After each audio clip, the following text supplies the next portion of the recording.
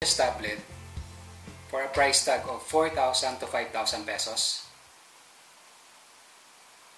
Major brands nowadays are offering tablet, pero most of the time it's either on the high end or mid-tier segment. Let's have an example. Let's say Samsung. Samsung's S7 series or Tab S7 series belongs to high-end segment, while MatePad Pro and MatePad 10.4 of Huawei also belong to high-end segment. Okay, before I continue, I just wanted to be clear, I'm not complaining about these devices. They were perfectly efficient with highly reasonable specs for the price tag.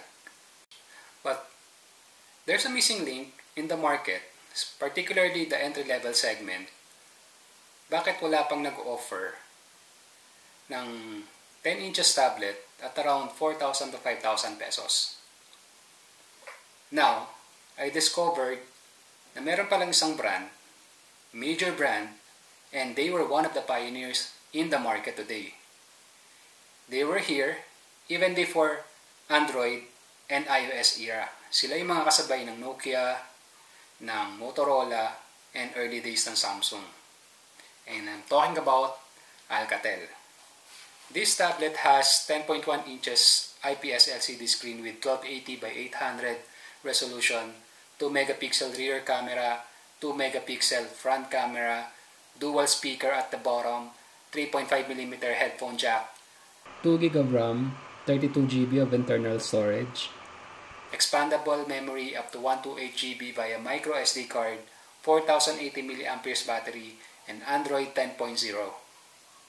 So I've been using this tablet for almost a week now. Nag-try na ako mag-download ng MS Office 360, online meeting applications like Zoom, Google Meet, and FB Messenger.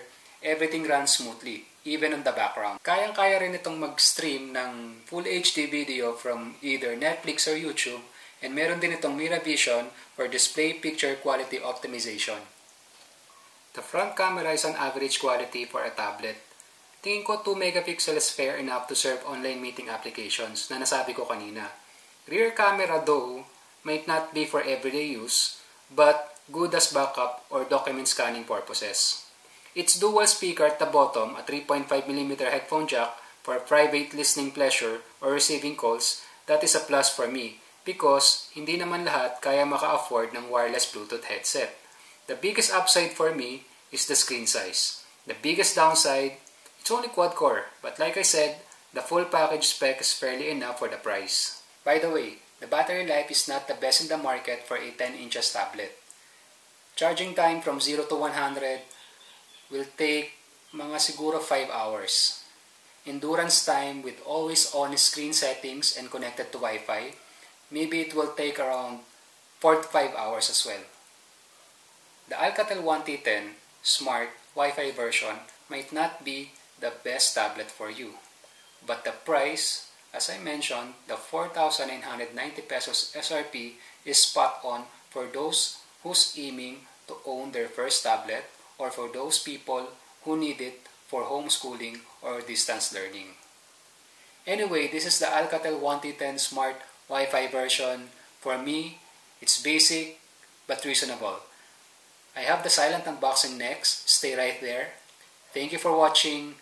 Stay safe, stay healthy, be nice to everyone.